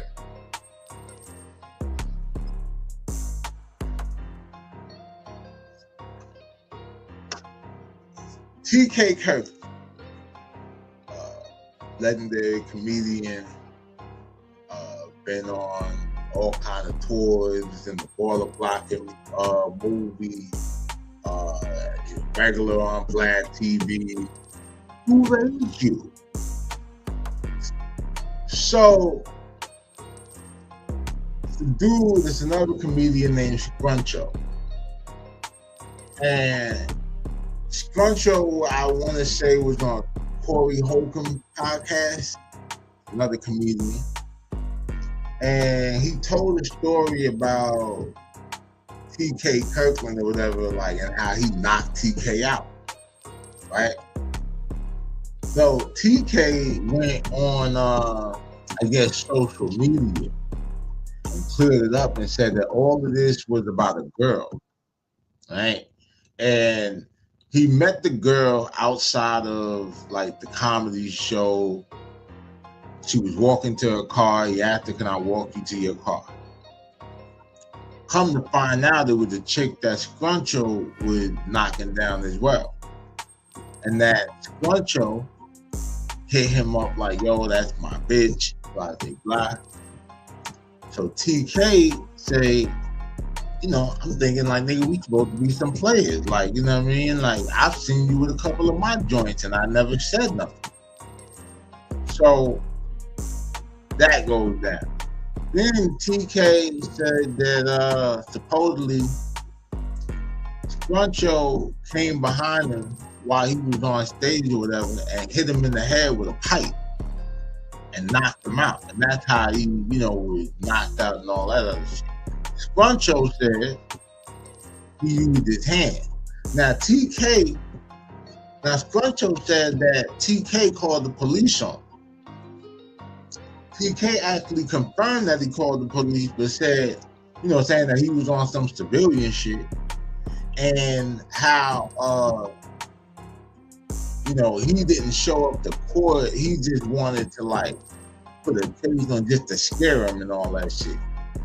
And it kind of went on from there. So then somebody else, who was this guy? Scruncho on live. I don't know who the dude is on live. I guess he owns a restaurant or something like that, but they basically confront each other on live or whatever about the situation. Then we're gonna get into the actual receipt. So we'll play the clip. Here we go. Ladies and gentlemen, boys and girls, from Long Beach, California, one of the top comedians in the country. Been known him for a long time. We're gonna end this battle. Hey, ask the question. Hey, my nigga, listen to me. Yeah, what's it? Hey, ask the question, cuz. Yeah, I can see you, man. Look at this, nigga. Let me show you something. Oh, man. Oh, that's beautiful. Hold on. Look at me, nigga. Where do I look broke? Let me tell you this something. look broke to you, nigga? Hold on. This nigga say I look broke. Hold on, cuz. Hold on. Let me you see see that it. beautiful body, nigga? You see that? How you doing, Congrats, man? yo. Hold on, cuz. Hold on, cuz. This nigga think I'm broke, cuz. You got me fucked up. Hold on, cuz. Hold on, cuz. Let me show you that Lambo, nigga. No, we ain't see it. Lambo Okay. out there, nigga. That ain't Lambo, bro. Okay, it's dope though. That ain't so. Listen. Scrunch. No. Let's talk real for a second, Scruncho. One, listen to me, Scruncho. You see this shit, nigga? Yes, Scruncho, listen to me real quick. Come on. Scruncho, you ain't got to prove nothing to nobody, man. Okay, we all family here. The problem. We all family. We always feel like Scruncho. Hold on. Come on, man. Hold on. Let's go upstairs, nigga. Hold on, cuz. Oh, man. Hold on. Nice play, Scruncho. Nigga. Hold on, cuz. Nice play. You see this designer baby room, nigga? Come on, Yes, see this nice little play. daughter right here? Yes. You see this theater room, nigga? Hold on. You see the kids room? So now, Scruncho, you gonna let us talk now?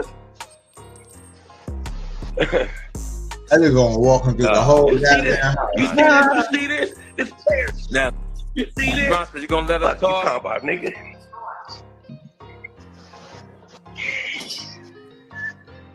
Scruncho, you gonna let us talk? I'm happy for you, man. Scruncho, it ain't about the money. I want to talk to you. Yo, get a place so we can see your face. Scruncho, can you hear me? Yeah, he can hear you. Can Hey, young lady, how you doing? Hi, Mr. Scruncho, how you doing? Fuck you talk about. Scruncho, can you hear us talking? Man, listen, I gotta get ready to go to Bible study. Hold on. All right. Walk outside, I need my family to get it. Oh, he live by Ed. Okay. No, Scruncho is in Vegas. Yes. So here's what's crazy, right? You live right around the corner from me, nigga. I know exactly where you live. So listen to me real quick. Troncho, I love you, always have loved you from day one, dog. You know this. When we go back to the comedy clubs, I used to get you on shows. And when the situation happened with that woman, I didn't know that was your girl. And you was, let me finish. Hey, man, I don't care about that. I never asked about that. I'm gonna finish talking, and I'm gonna let you talk. That's how we're gonna do this. So we have this situation about this girl, and what you did was, fam, you rolled up behind me with a pipe and hit me in the head with a pipe. You didn't fight me head up, Troncho. I got the picture. Listen, I got see this. Troncho, you did not fight me head up, my nigga. So you did not fight me head up. So, on my nigga, no the fuck you didn't, yo. No, don't do that, man. You got 2 kids now. Don't be in here lying. No, nigga, don't no. Listen. Troncho, you ain't knocked me the fuck out. No, you didn't knock me the fuck out. Stop trying to do your house and your kids to make it seem like you talking some fly shit.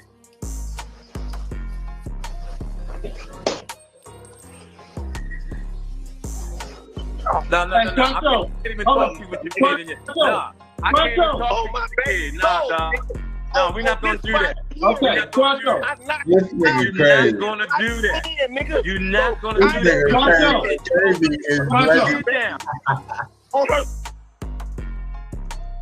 Nah, son, the baby is viral now. Cute baby though. Oh shit. Yo, the nigga would have grabbed the baby and said, "Oh my baby, nigga." Yo, even when comedians beef like this shit, what is wrong with niggas, bro? So, put your kid down. Put your kid down. Hold on, Troncho. Put your kid down. Troncho. Before you put the baby down, I want to say something to the baby. You ready? Nigga stupid. Listen, I'm gonna tell you how we can do this, and we'll have no problems, Troncho. I'm in Vegas, you in Vegas. Right now it's 6:40. Ain't nobody gotta be there. And me and you can meet head up, and we can talk, or we can get busy. No, let's come to my restaurant. We are in Vegas together. Or I can come to your house. Can I say this? No, listen to me. Hold on, listen to me. Put your kids. No. No. Let me go outside too. Let me go outside. Let's come to my restaurant, y'all. I'll give the address. Hold on a second. Hold on. Listen, we both in Vegas. Let me just say this. No. Let me say this. Both in Vegas. Let me stop. Let me say this. Hold on. Okay, let me say this. Fuck out. If you knock me the fuck out, no, listen to me. I'm not gonna let you talk. If you knock me the fuck out, if you knock me the fuck out, nigga, we gonna meet at 6. Listen to me. We're gonna meet at 7 o'clock. No, nigga, you ain't knock me the fuck out. Let me just say this. You ain't gonna knock me the fuck out. Can I say this? No, I'm not gonna let you talk because you don't foul shit, nigga. You's a liar. Listen to me. Who you wanna meet? We can meet up anywhere. I'm gonna bring my... Okay, hold on. Nigga, I live in a gated community. Y'all see no gate. Where we want to meet at on the strip? Where you want to meet in the community? Meet at the park. Meet at Mountain's Edge Park right now. Look, come on, get in the car. Get in the car, nigga. I stay on live. Hold on, man. Hold on. Go to Mountain's Edge Park right now. Mountain's Edge Park? Now this is what I'm gonna say, right? Where it's funny with TK. This is the nigga that be on Vlad, always giving, the worldly advice and shit. Listen to your Uncle TK, okay? I'm gonna tell you, getting old is a privilege. You don't want to go out crashing out You understand? Like that's how that nigga be kicking it. And now your ass, whatever this shit is damn near. How old is TK? Oh, he always be saying his damn age or whatever. I be filthy. How old is TK Kirkland? 64 years old. 64 years old, my nigga. Or have a seat. Matter of fact, have several seats. Hold on a second. How old is the comedian Scruncho?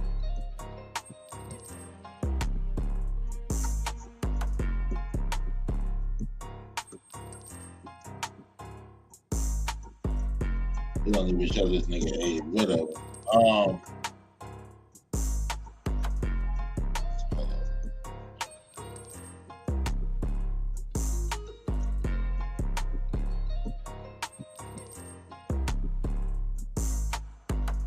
Yeah, I don't know how old that is. But anyway, nigga, TK is 64. Boy, you better sit your ass down before you pull a hamstring or something. But, like, I understand, like, you know, you probably in good shape, but this is the whole thing I'm saying. You giving all this worldly advice to these young niggas and that 64, you trying to pop out and get it shaking with a nigga. Down that park right now. Fuck, nigga, come on. Come on. Come on now, nigga. We ain't saying we not talking no more. Nigga like we not TK. talking no more, nigga. You talking about the house, you trying to talk about the kids. Meet me at Mountain's Edge. You don't have no say in it. Nobody believes it. Meet me at Mountain's Edge. Call the police on me once. No, nigga. Hey, Cross, I'm not gonna call the cops. I'm not gonna let no nigga call the cops. You know why? I ain't gonna lie. I ain't gonna let anybody call the cops on me. You the police. I'm not really popping out to see no nigga that already done called the police on me, like after I done did something to him. Whether like it was a sneak or whatever and shit. Once I understand that you have that in your system and you capable of doing that, it's quiet. You understand? Like I'm gonna catch your ass on sneaky shit. You don't know, like, you know what I mean? You ain't even gonna see me coming, but you snuck and called the police, nigga. Shut up.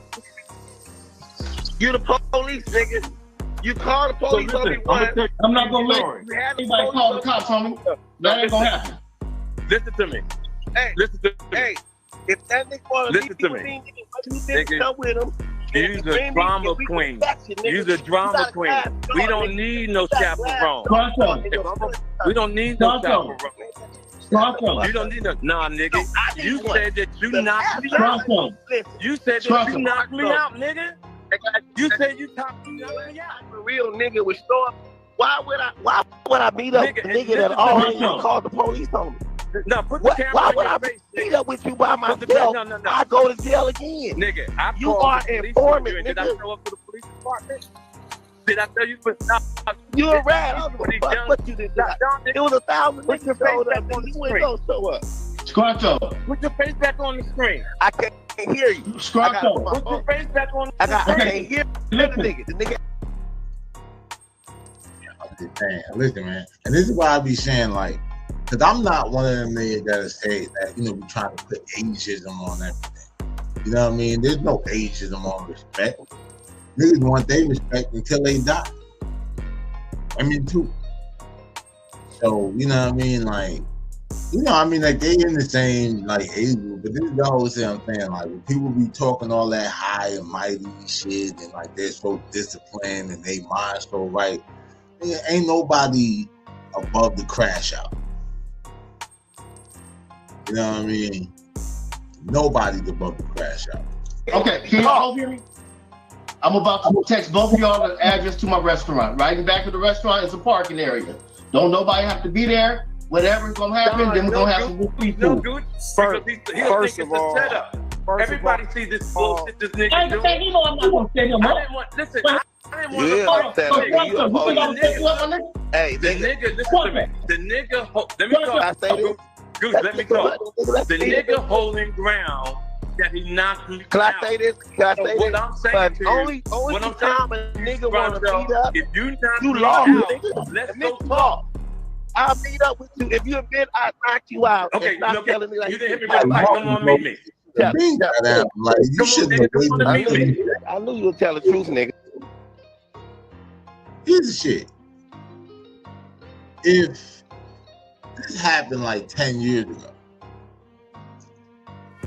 nigga, you should have pressed the line about getting knocked out. So you don't seem so mad about getting knocked out. You seem mad that everybody knows. But then you saying like your ego and all that other shit, but you letting your ego run you right now. Who raised you? But man, all right, they just gonna keep. Hold on. Let me see. Come on, nigga. You know. Okay, now let's do it like this.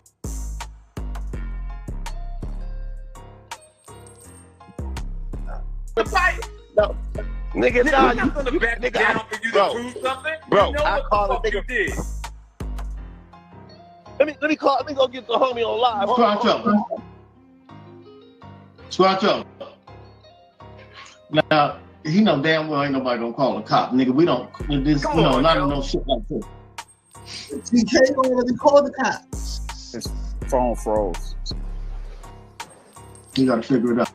He trying to bring in all this other old shit, man. It's crazy, yo. Really?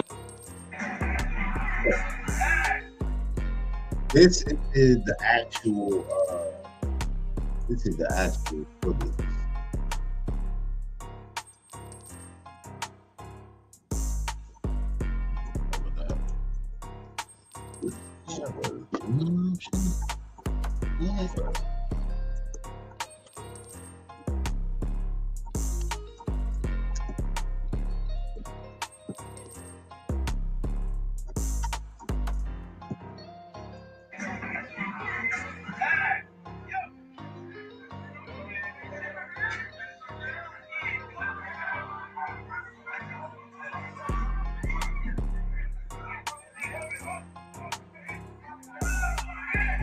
Hey.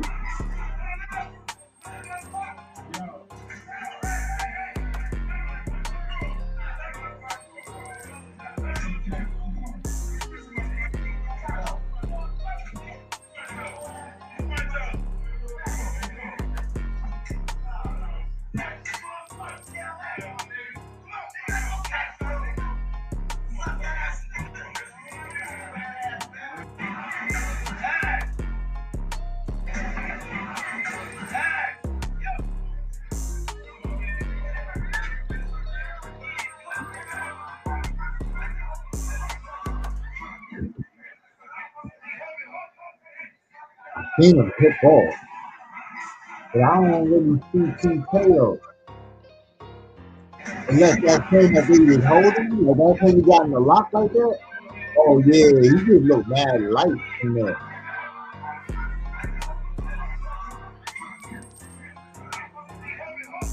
Yeah, so they was fighting, so it didn't look like. I mean, now maybe it started from behind, but I don't see no height.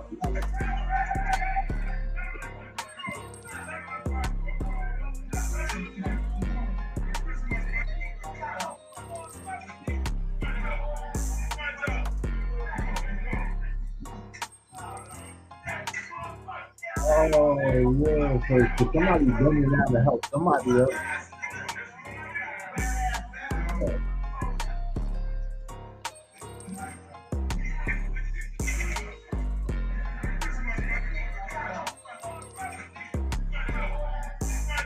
Look like that. Oh, that is crazy. He's a punk ass nigga.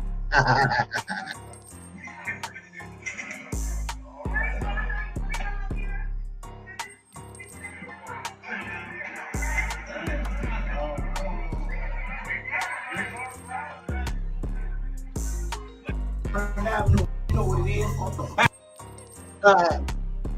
So I don't know, man. To me,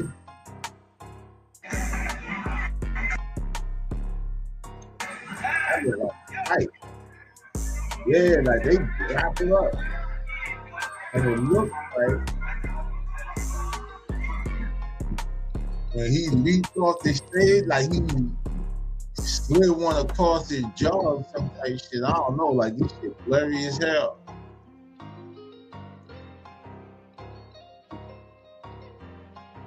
Play that shit one more time. But yeah, like from the look of it, they wrap it up. And then it's like as he leaped off, they were trying to break him up, it's like he slid across and popped him like, I don't know, like that shit crazy. This shit blurry as hell. Okay, that's TK right there. So it looked like he a little dazed. Like, you know what I mean? The dancer looked like he's dazed. Because it looked like he's being held up.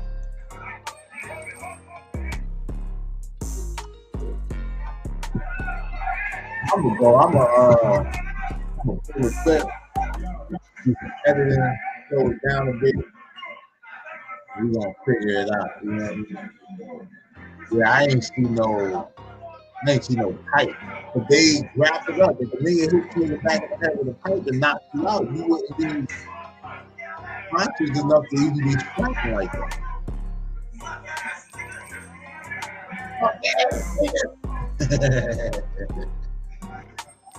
Oh man. So there you have it, man. Like I said, I always like to end it on a light note. Some comedian fighting on Mr. Positivity. But yeah, that's today's show. Episode 10. Yeah, we in the double digits now, nigga. Consistency leads to victory. We are about 16 days away from the Get Rich or Die Mobbing project. And yeah, man, shout out to everybody who pulled up or whatever and shit and tuned in. Shout out to everybody tuning in, you know what I mean, on the back end. Hit that like and subscribe button, smash that notification bell to stay involved with the content. And as always, stay dangerous so you can be safe. It's your boy Daylight TV.